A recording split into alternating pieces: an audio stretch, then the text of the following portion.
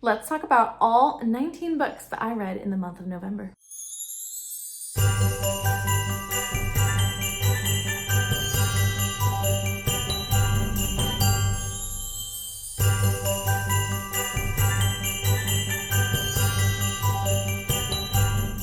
Hello, my name is Emily Crow from The Cozy Crow, and welcome to my YouTube channel, and welcome to Vlogmas. Today, I want to talk about everything that I read in November. Since I've been doing these videos, I wanted to continue doing a reading recap for the month of November, even though now we're in the midst of Vlogmas. So I'm just including this as part of my Vlogmas lineup. If you see, Alfred has joined me. He's feeling very snuggly. I've been out of the house most of the day, and so he will hang out with us and hopefully he'll behave himself. So as I said, I read 19 books in the month of November. I was kind of hoping I would get to 20 because that's a much nicer number than 19 as a prime number, but it's fine. That's a lot of books and it's honestly more than I had anticipated. I got a lot off my TBR. And so I'm excited to talk about everything that I read. Let's first go into our statistics. So I read a total of 19 books. I read 16 via audiobook. I read 2 ebooks, and then I read 1 physical book, though there were a couple books in there that I used multiple methods to read them, and so I picked the method that I spent the most time doing, even if I used a couple different methods while I was reading the book.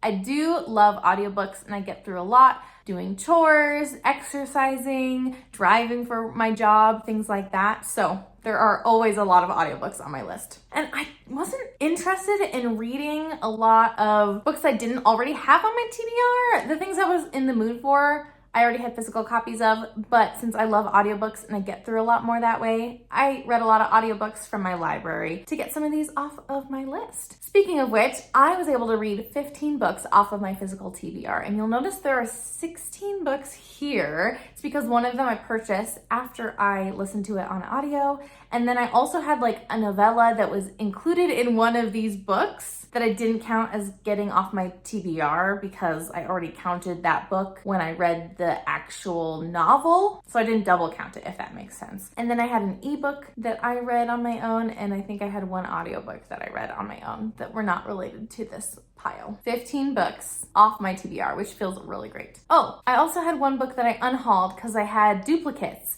And I don't need a duplicate, especially if it's the same exact edition of a book and it's not giving me anything extra, like cool cover or like bonus content or anything. So I did unhaul a book too. As far as the genre that I read 1 nonfiction, which I have been reading more of the second half of the year. I read 12 fantasies this month. I read 1 sci-fi, 3 like general fiction type of a books into like the magical realism, speculative fiction realm. I didn't want to like divvy that up, so I just said 3 general fiction, and then I read only 2 romances this month. I just wasn't in the mood for romance. I was in the mood for fantasy, like hardcore. I was working on a lot of series this month, so we'll talk about those. The longest book that I read, sorry, my husband's home.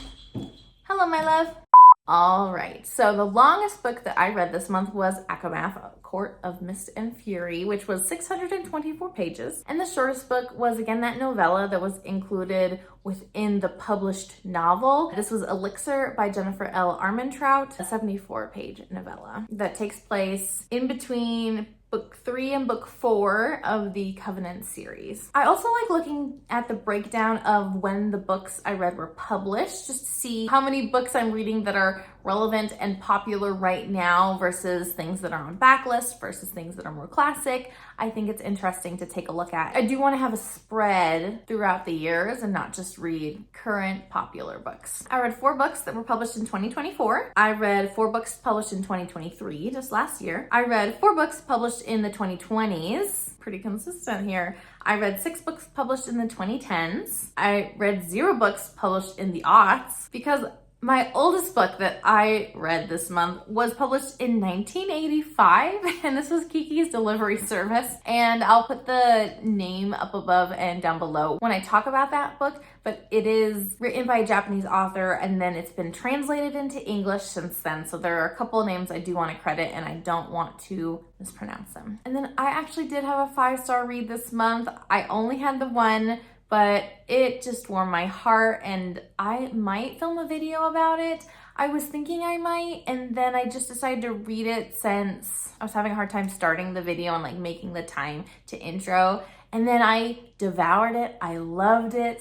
I'm excited to talk about it in a little bit. And on that note, let's get into all the books that I read, and I'll talk about each of them individually a little bit, give you my rating and a little synopsis and like the things I liked and maybe didn't like as much, so you can decide if it's a good fit for you. The best part about being stuck between two phones, I just upgraded to a new phone because my previous phone was like 6 years old, is that now I can use my old phone to read my reviews from Storygraph, which is great. And I try to be really good and put reviews on every single book that I've read.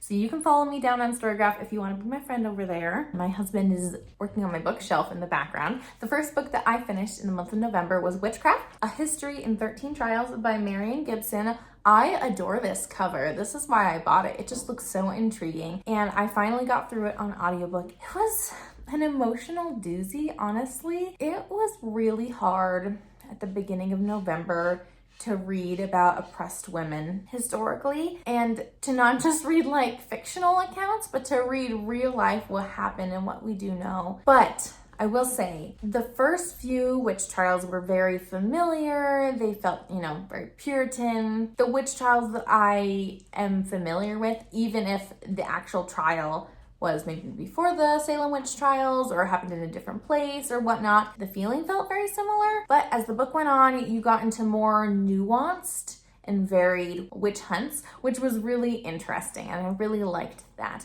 I feel like this author really knows what they're talking about and did a lot of research to try to compile these different witch trials. I wish there was more meat to the more modern witch trials that I identify with more, and more looking into the future of what the history of witch trials means for women, minority, people of color type of people, since I don't think these themes will end anytime soon. Like, they are still very much present in the world we live in today. So I wanted a little bit more like moving forward into the future and what this means. I wish that the overall theme, stringing all of these witch trials together, was just a little bit stronger maybe, but I understood what the author was doing. I felt like this was a really well-researched microhistory of witch trials. I rated this a 4-star. Maybe read it when you're not feeling all the feminine rage though.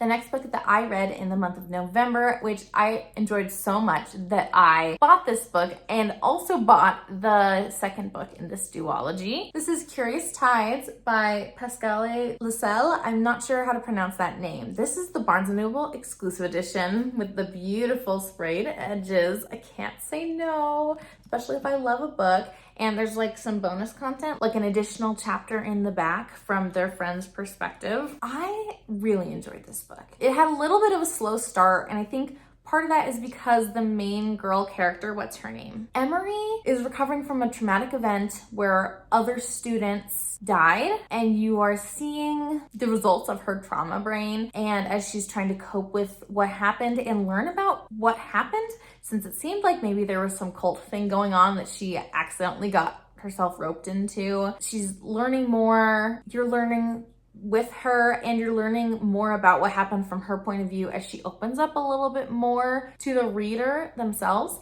You also meet Baz, who is a sibling of one of the girls who died in this incident, and he's always had a thing for Emery, but now they are both working together to try to figure out more of what happened. And you find out so many more deeper things come to light about this magical world and the people and societies in it, and their motives and what they are trying to accomplish with their magic. All the students at the school are placed into different houses based on what type of magic they have, but that's dictated by the moon phase that they were born under. So whether it was like a new moon, waxing moon, waning moon, full moon, things like that. There's also an eclipse category for these students, and their powers come from the moon in that sense. It's a really, really cool and unique magic system that I haven't read before, and it was really fascinating to learn about and to see the breadth of the magic and how maybe their magic is related to light, but it's not very simplistic. Like, there are many facets to light magic that the wielder could expand upon, which was really, really interesting. I found that, like I said, this is slow. You're like trying to learn through Emery, who has this trauma brain. She's very traumatized. She's very bland as a character. So even as you get to know her, you like don't really know that much about her. I wish there was more oomph to her personality, but this world, this magic system was really incredible. I did find that Emery and her character felt very young, but I'm pretty sure this takes place in a college type of a setting. And it wasn't clear enough to me because of how young she acted. It's a college or university type of scenario. So that was a little bit dissonant, I guess. I just didn't understand her as a character. If she had been, and maybe we'll see more in the second book, because this is a duology and the second book, Stranger Skies, very recently came out. I need a little bit more from Emery, but I love this book. I love the magic. I love the plot twists. I love how deep and intricate the scheming is that they learn about. And I'm really excited for the second book. 4.5 star. The next book that I read was Deity by Jennifer L. Armentrout. This is the third book in the Covenant series. Look, again, sprayed edges. I've talked about the series before, but basically there are descendants from the Greek gods, half-bloods, which are half mortal and half descended from the Greek gods, and then purebloods, who are completely descended from the Greek gods. Alex is our main character, and she is caught in this little love triangle, and there's a lot more like political intrigue going on. This book, Deity, is really where you see a lot more influence from the Greek gods themselves, interacting with the things happening on the earth and these plots that some of the purebloods or half-bloods have to take over the world, yada, yada, yada. So the plot is thickening. I did feel like the first half of this book was really relationship angsty and just kind of made me annoyed. I was very much over it. This slow burn has burned itself out. And I don't know why in the second book, I really, really liked Seth. Like, I got to know him better and appreciate him. For some reason, I hated Seth the whole time in this book, which is so funny. The second half of this book, though, got a lot more interesting, intense, a lot of stuff happening with the plot. And this ended on quite the cliffhanger that made me really excited to continue the next book in the series. I rated this a 3.75 star. It's no literary masterpiece. It's a fun YA that's just really easy to binge, and I've had a really fun time reading this series. The next book that I read was Psalm for the Wild-Built by Becky Chambers, and I've read some of her other books and I've really enjoyed them, and I am a big fan of novellas, and so I thought this would be a really fun read. This takes place in like a post-apocalyptic type of world where everyone's living in harmony and has peaceful lives. You follow someone who becomes a tea monk and travels around. This tea monk runs into a robot. The robots used to be everywhere on this continent, but they went into hiding like centuries ago because they, I guess, gained a sort of AI that they refused to be used for the humans' whims. There was like a little bit of a war disagreement, but everything got all patched up. The robots separated themselves to have their own civilization. And the humans learned to fend for themselves and do things for themselves. Their lives got simpler, more like holistic, environmental, altruistic focused. This tea monk runs into a robot in the middle of the wilderness. The robot wants an update on what's happened to humankind since the robots went off and did their own thing. And so you learn from their interactions. The second book is out. I think you get to see them continue to interact in that second book. I like this book. It was a cozy sci-fi read that had a lot of reflection and thinking about humanity, which I enjoyed, but I honestly felt a little unsatisfied, and I think because this is intended to be a series, it didn't necessarily leave off on like a cliffhanger per se, but it didn't like tie up loose ends either. Yeah, it just felt a little bit open-ended, and yeah, that was a little unsatisfying for me. I rated this a 4.25 star. I would read the next book in the series. I think that depending on what mood you're in and what you like to read, this might be a really meaningful read to you because there's a lot of discussion and like one-liners that I feel like could really hit home for you in a philosophical kind of way. Sounds like you're making music.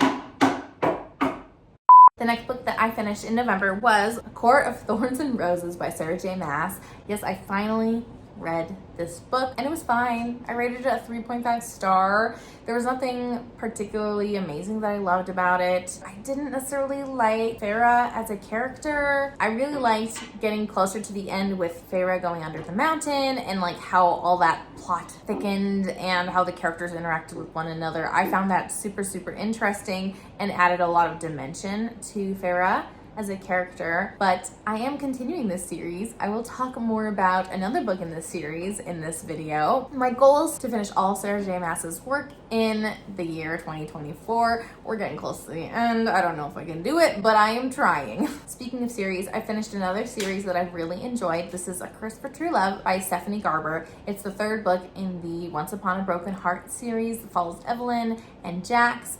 And I love Evelyn. The drama with Jax is like a lot, but I really like Evelyn's character, and I've enjoyed being immersed in this world that is kind of a spin-off to the Caraval series. I rated this book a 3.75 star. I really like the characters. I like how they interact, and you get some fun things introduced, you know, different plot twists and whatnot. And the magic that's being used is really interesting, but I wasn't superbly satisfied with the ending. It felt like there were a lot of plot holes left in this series in general. I kind of liked how the author included Apollo's point of view, but I feel like they leaned way too much into that, and I didn't get a lot out of those point of views. I really would have loved to only have a couple chapters, and there was just a lot more leaning into Apollo. When this book just felt really different than the other books in the series, and I feel like the choices Stephanie Garber made weren't my favorite for how things were different, but that's just me. I think that this author doesn't have a natural skill at tying up loose ends in a way that is like satisfying, but also leaves some things open-ended for discussion or for later spin-offs. So maybe something she is hoping to work on, but I don't think that's her strength. What is it with these books that are like 400, 500 pages that start really slow, but I end up loving them? This is Threadneedle by Cari Thomas. And this, again, started so slow. I almost DNF'd it a few times, but once you hit like the 20% mark, it starts to fly. I got really intrigued by it, and I really enjoyed it. I rated this a 4.25 star.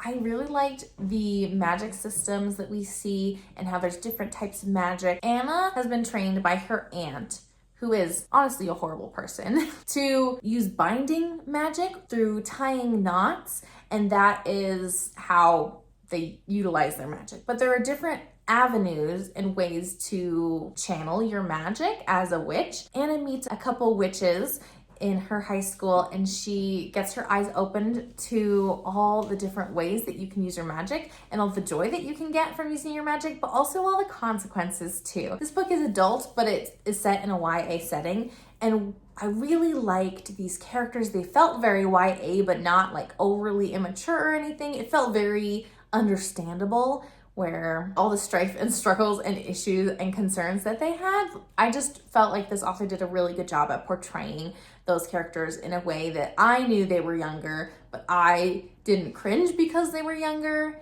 And I appreciated seeing their points of view, though there was some drama in here, which was interesting and exciting to read about. Like I said, I love the magic system and the variety of magic. I also really like that there's this overarching plot that I hope to see more of in the next book, where some high-up witches were killed. But there's a lot of questions about what that means. Who attacked them? Why? Those witches are gonna come back because I guess they resurrect or regenerate or something, but why haven't they done so yet? There's just lots of questions about like magic as a whole in this low fantasy type of a world, and I am so intrigued to learn more about this. We got a lot more focus on Anna and her growth as a witch and her trying to figure out whether she would follow her aunt's path or whether she would make her own path, and how she could oppose her aunt and to what extent. Just a lot of like themes that are common in YA. I feel like this book did a really good job at accomplishing those. But again, it was so slow that I almost DNF'd it, and I like read the first 10% and I didn't come back to this book for like multiple months. It was bad, but I did really enjoy it. So if you can get through the first part, I think you will really like it. There's definitely some trigger warnings. There's definitely some dark things, so be aware of that. I'm gonna turn on some lights before it gets too dark. Not the best lighting, but at least now I won't disappear into the dark. The next book that I finished is actually the novella included in Apollyon by Jennifer L. Armentrout. I read a few books in between this novella and that novel, so I will talk about Elixir, the novella here. And this was number 3.5, so it takes place in between Deity and Apollyon. And this was from Aiden's perspective, which is the pureblood that is part of this love triangle with Alex. And I really enjoyed hearing his perspective, though there were some moments when I feel like his perception of Alex was not accurate. And I guess that makes sense. Like, others' perceptions of an individual are not the same as the individual's perceptions of themselves. But even with the outside forces acting on Alex, I felt like Aiden's perception of her was a little bit skewed, which I didn't necessarily like, which I didn't connect with as well. Though I do feel like this novella is really essential to the whole series. Unlike the little novella that happened before the first book, I feel like this is especially important to really understand these characters, the choices that Aiden has made, the impact it had on Alex, and what these characters choose to do in the later books so that they can like respond to what happens in this novella. Because it's barely mentioned at the very beginning of the fourth book, and I feel like this is a really important novella to read. It packed a big emotional punch, and it was a very different feel than the other books in the series, which I actually kind of liked, that it strayed a little bit, gave us something more. I rated this a 4-star. The next book that I finished was The Lost Bookshop by Evie Woods, and this I read for the Woolbury Fiber Fall Book Society box. And I actually already had a copy of this book on my bookshelf. This is the one that I unhauled, but I got a copy in that book box. If you want to learn more about this book, the yarn and goodies included in the box, as well as the project that I am working on with that yarn, make sure to check out that video. I'll link it up above and down below. But I'll do a really quick run through of this book. Not my favorite. I rated it a 2.75 star. This might have been my least favorite book of the month. I think I just had high hopes and expectations, and a lot of things just fell short for me, and so that disappointment might have made me rate this lower than I otherwise would have. But I thought this was going to be like The Lost Apothecary, and it started out leaning that way, and then it went in a different direction. A lot of the choices the author made weren't my favorite. This book combines multi-POV, historical fiction, and then in the present day, there are 2 POVs that are trying to find this lost bookshop that you learn more about in the historical point of view. I didn't like the relationship between the 2 modern day points of view. I didn't connect with it. I didn't know why they liked each other. The guy really drove me bonkers. He wasn't just awkward, like he was kind of mean and thoughtless in a lot of really silly ways. Anyway, I just didn't get the chemistry at all. And the romance took more of a forefront in the plot than I had wanted. That kind of bummed me out, honestly. I really loved the historical point of view of Opaline and her journey as a book dealer and trying to escape an arranged marriage and trying to find herself and the journeys that she went on, though there's definitely some trigger warnings related to that. So be aware. I'll make sure to include them in my review on Storygraph. Again, oppression of women in historical context is really hard for me to read right now because of oppression of women in a modern day context. There's also definitely some abuse, and while it's just kind of sprinkled in at the beginning of the story, the memories get more and more explicit as things go on. So definitely more trigger warnings all over the place. I feel like there were so many unanswered questions.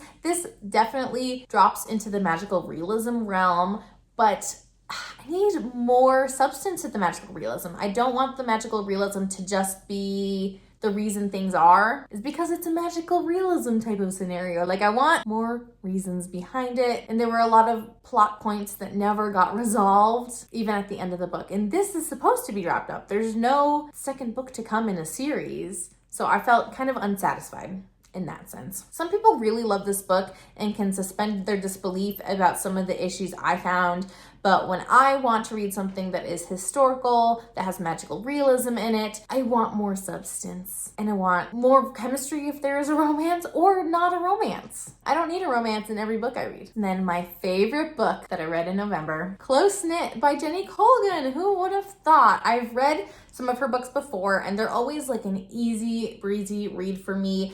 Nothing monumental, but like a nice cozy general fiction type of a read. And I don't know what it is about this one. It was just so cozy. It felt like a warm hug. It was everything that I needed. I read it at the perfect time. I've always enjoyed Colgan's humor and their writing style, and there were definitely little moments that made me giggle or like laugh out loud, just like guffaw for a second and just keep me on my toes a little bit. In the story, Gertie lives in this really small town in Scotland, and she's just working at the grocer, living her life, but kind of stagnant. She's hoping to have something more to add to her life. She and her aunts are part of this knitting circle, and so there's lots of knitting and yarn related things brought up, but from someone who actually knows what they're talking about. And so it didn't feel forced. It just felt like an aspect of these characters and the community that they've built.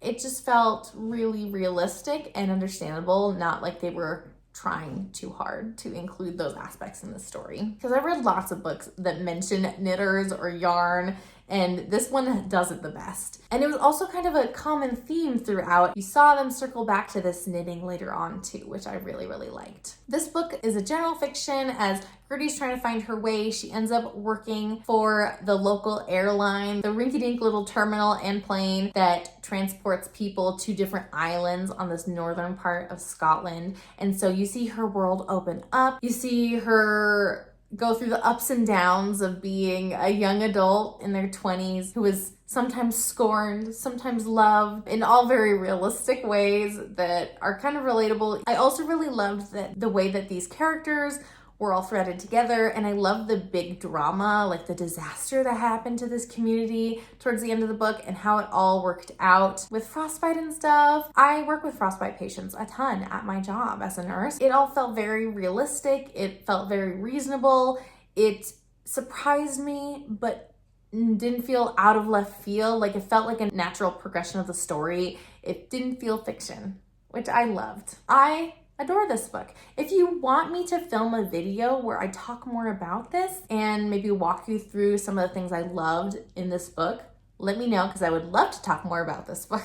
The next book that I read was Kiki's Delivery Service by Eiko Kadono. Let's see, does it say who translated it is the question. The translator is Emily Balistrieri. So this book is like a middle grade fantasy that inspired the movie Kiki's Delivery Service, which was one of my favorites growing up. I watched it so much. I love Kiki's Delivery Service. And this book was just kind of a nostalgic read for me. I rated this a 4-star. I feel like Japanese fiction, the style of writing is very slice of life. And also the way this book is written doesn't necessarily have like a plot arc or like really distinct character growth. It's not really trying to prove a point. It's just showing me the life of Kiki, her first year away from home, trying to establish her place as a witch in this new town, which is just really sweet and cozy. Some of the chapters or the experiences she goes through are in the movie, but not like the big things that I remember. So they definitely deviated a little bit. This was just a really easy, nice read to read before bedtime, read a chapter or two, and I definitely enjoyed it. I feel like if I was younger and identified more with this character, because she's like 12, I think, or 13, then I think I would like this even more. So I definitely recommend it for someone in that age group, that middle grade age group. And it made me want to watch the movie again. So I need to find that from my library. This next book is my first holiday read of the year. This is Spectacular by Stephanie Garber. This is a novella that just came out, and it takes place after the events of the Caraval series, Tella and Legend, Scarlet and Julian. This is a gorgeous book with some beautiful illustrations and end papers. Like, it was such a treat to look through this book and see all the illustrations. Also, the audiobook has like music and sound effects and things, so that was also really fun. So I did the tandem audiobook and the physical book so I could see the pictures but also really appreciate the audiobook because it was very well done. I rated this a 4.25 star. Like I said, I really love Stephanie Garber. I love the world she creates, and I love the magic in this book. It had such strong holiday vibes and such strong magic featured in this book, which I really, really loved. You see this city and the specific characters preparing for Great Holiday Eve, and Tella really wants to get Legend a gift, and she's not quite sure what. So she goes on this little adventure. Something horrible happens and she's trying to find her way out of it. I got some icky feelings at certain parts of the story that I haven't felt in other books by Stephanie Garber, so that was kind of interesting to me. And everything worked out okay in the end, but in the moment I was feeling a little hesitant to continue on, if that makes sense. I wish the ending had a little bit more oomph to it, took a little bit more time for that conclusion and that wrap up. It just felt like it ended super fast. I really enjoy getting to dive into the world of Caraval again. I have a holiday TBR video coming soon on Vlogmas where I film myself choosing and reading 4 holiday books. Definitely make sure to keep an eye on my channel for that Vlogmas video when that's coming out as I share more about my experience, but this is the first book I finished from that series. To try to avoid spoiling this, because I want you to go watch that holiday TBR video, I rated this a 4.25 star. It had the magic, it had the holiday vibes. It was quick, maybe a little too quick in the end, but I definitely recommend it, especially if you love the Caraval world. Again, go see my holiday TBR video if you want to learn more about that book. The next book I read was Apollyon by Jennifer L. Armentrout. This is book number 4 in the Covenant series, and like I mentioned, Elixir, the novella, is in the first little bit of this book. And ooh, in this book, the wild ride that we take, I think this might have been my favorite in the series because the plot is thickening, the stakes are getting raised. You're seeing evidence of internal conflict within all of these characters, especially in Seth, as you're trying to figure out like whose side he's on and what his goals are. I thoroughly enjoyed this book. I rated this a 4.25 star. I found it engaging. The lead up to the climax had me emotional. Like, it was really intense, honestly, the very end of this book. It left on a little bit of a cliffhanger, so I'm really glad I could just read the next book pretty soon thereafter. And while there were moments when I maybe like rolled my eyes at the characters or was a little frustrated with them, those things resolved fairly quickly, and I also feel like all those issues just provided further characterization for those characters. It was all very meaningful, even if there were moments that I didn't necessarily like, but we got past them pretty quickly. And my longest book of the month, A Court of Mist and Fury by Sarah J. Maas. Now, I said A Court of Thorns and Roses was just fine. It was just bland. I freaking love this book. I rated this a 4.75 star. I love the growth that we see in Feyre as she goes from the spring court to interacting more with Rhysand. Her choices through the whole book, just the directions that she goes and the things that she learns and the way that she grows. I loved it. I had such a fun time being on this journey with Feyre and getting to know her more and appreciating her and the struggles that she went through, and also getting to understand more of the issues that are alluded to in the first book and the maybe slightly toxic things that aren't as clear cut, but the longer they go on, the more clearly you can see how toxic they are. So I really loved that aspect of how this book really taught me a lot about this world and these characters. I wish that the plot and fantasy component of this story was more fleshed out, was shared more thoroughly, because it often felt like, especially on the audiobook, it would just drop some tidbit that was really important and then gloss over it. And so I would be like, wait, what happened? Why are we looking for such and such an artifact? I totally missed that. So that made it a little bit hard to follow along in what was happening. Whereas I feel like in Crescent City, anything that was dropped in the plot was cycled back to and repeated so that I didn't feel like I had to pay super close attention to every single word happening, because I could follow along really easily. So kind of a different writing style a little bit. I don't think I like this fantasy world as much as the one in Throne of Glass, but I also feel like this is more adult relationship focused than Throne of Glass was, and some people like that more. But oh my goodness, the ending of this book made me want to throw it. It was wild. The alliances that were brought to light and the choices some other characters made, wild.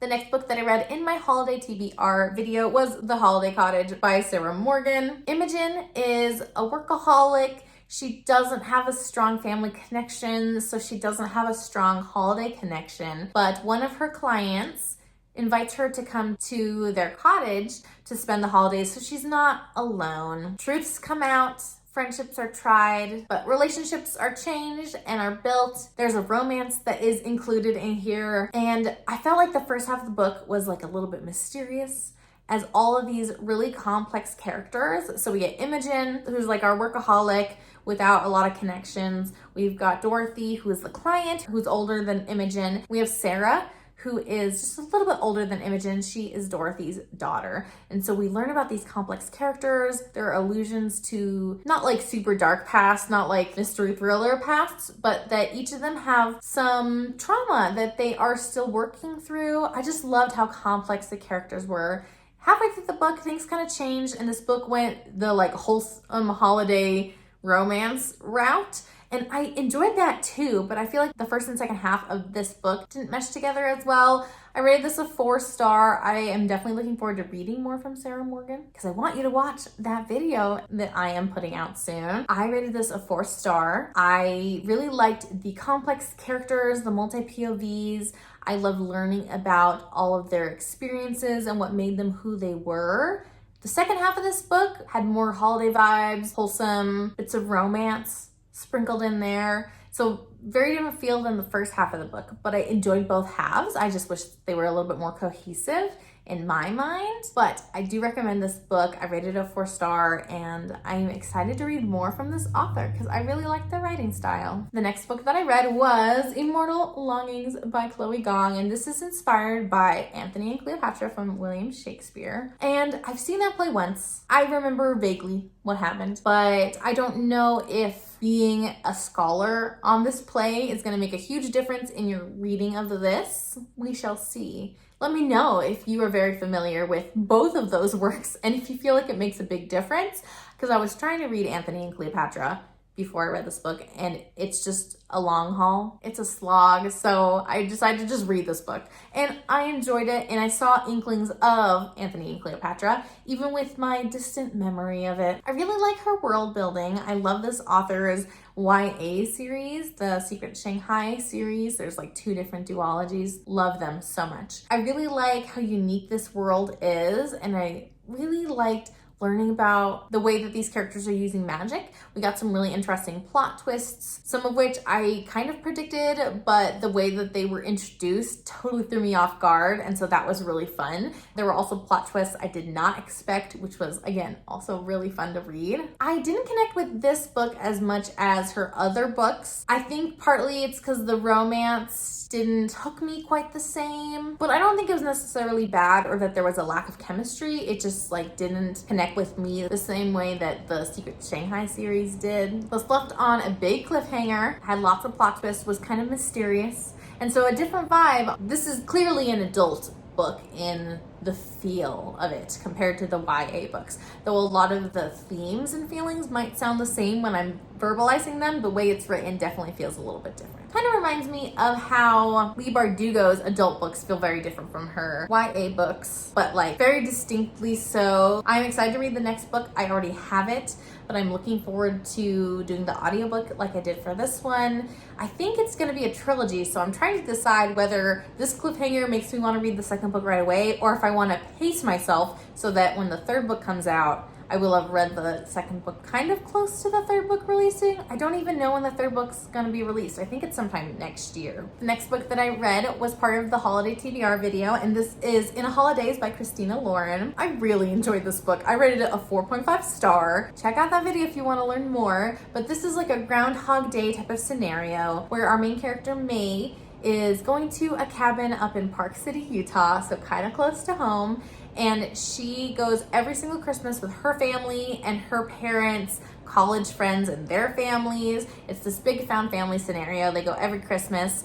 She kind of messes things up by kissing her childhood crush's brother, and also she finds out at the very end of this trip that the cabin is being sold, and so this nostalgic trip that they look forward to every year is going to change and end, and she just feels unhappy. She's unsatisfied with her job. She doesn't know where to go from here. She gets in a car accident and she wakes up on the airplane to the cabin. She gets a chance, well, she gets multiple chances to change things and do things differently. I loved seeing her character growth and the choices that she made intentionally, not just to like, oh, I need to try to break this Groundhog Day scenario, but to accept herself and not be such a pushover and not be such a peacemaker, but to like fight for the things that she cared about and to make active decisions instead of being a passive person. I loved seeing that growth within her. And I also love a friends to lovers trope, and this romance was just so sweet. I feel like 5-10 years ago, this would have been perfect. 5-star, amazing. This was so good for like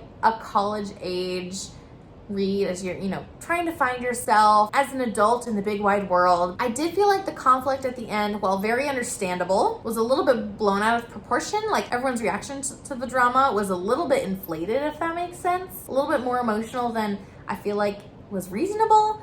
But other than that, I really love this book. Groundhog Day, seeing May find herself and choose herself in order to try to preserve the things that she cares about the most. So heartwarming and wholesome. And also, I really like Christina Lauren's writing style. Writing styles, because it's 2 writers. I should definitely read more of their work. We're getting really close to the end. This is Sentinel by Jennifer L. Armentrout. This is the final book in the Covenant series. I rated this a 3.75 star. I enjoyed this book. I enjoyed the series, though it wasn't anything phenomenal. I felt like the lead up to the conclusion was really weak in this book compared to the other books that were all working towards this end goal. It just felt like it fell a little flat in this book. It felt kind of emotionless for me. Like I thought tensions would be high, stakes are high, really intense, wanting this to turn out okay, but I guess I didn't feel that. I didn't feel a lot of feelings through this book. I generally enjoyed myself. I love the twists and turns, but we got some like higher stakes thrown in that didn't really like make me feel like it was high stakes. Emotionally, I was not on a high stakes level. I was on a low stakes level, but there were lots of high stakes in this book. The ending worked out really nicely. It is no Allegiant by Veronica Roth, do not worry. Everything works out really well, not in a jumping the shark kind of a way. Like there were inklings that things would work out okay thrown in earlier in the series, not even just in this book, but it did feel a little bit too neat. I think I would have liked a little bit more death and chaos personally, but this is a YA book, so everything turned out swimmingly. The final book that I read in November and the final book on my holiday TBR video was A Season for Second Chances by Jenny Bayliss. This is my first book that I've read by her. This follows Annie, a 40-something-year-old restaurant owner who finds her husband cheating on her yet again and finally decides to cut ties, get a divorce, move somewhere else, start fresh. And so she ends up being a custodian for this little house on Willow Bay so that the elderly lady that lives there can go somewhere else for the winter that's less physically taxing for her and just provides her a little bit more comfort. So you follow along as Annie is trying to integrate herself into this community and take care of this building and getting to know people, including the nephew of the cottage's owner. I have more thoughts in my holiday TBR video. I'm trying really hard not to like share a lot here. I in general enjoyed this, though I feel like the sense of humor and the way of speaking, the way of texting that Annie had was just kind of weird. I did not relate, and maybe it's because I just turned 30 and I'm not like 20 years older than that, but it just felt a little off. Like I didn't connect with it, even though I thought I would connect with her a lot more at the beginning of the story because I could really understand her character. This book kind of dragged on a little bit, especially at the beginning, when I feel like it could have packed more of a punch, especially because of how the book started with the infidelity. I feel like things could have moved a lot faster. I also feel like this is a romance, but the romance only really started to happen in the second half of the book. I counted this book as a romance in my tallies, but it leans a little bit harder in the general fiction category, especially for the first half of this book. And you get to see a lot of interactions that Annie has with Max, her soon-to-be ex-husband, and you get to see Annie stand her ground in relation to him, which is really awesome and empowering. I rated this a 3.5 star. I definitely want to try reading more of Jenny Bayliss's work. These characters just didn't connect with me quite as much as I would have hoped, but in general, I liked the writing style. I think it was more of a character thing that just didn't connect with me. All right, those are the 19 books that I read in the month of November. Let me know what you've been reading recently, and if you have any really good holiday reads that you recommend. I thought I would be all burnt out from reading 4 holiday books in the month of November, but I am really ready to read some more in December, so keep them coming because I would love to have a book to read on the airplane, traveling to see my family, and maybe Christmas Eve for Bookshop. That would be so nice. Make sure to share your recommendations down below, and if you've read any of these books that I shared today, I would also love to hear your reviews on them. Until next time, happy reading and happy Vlogmas. Bye!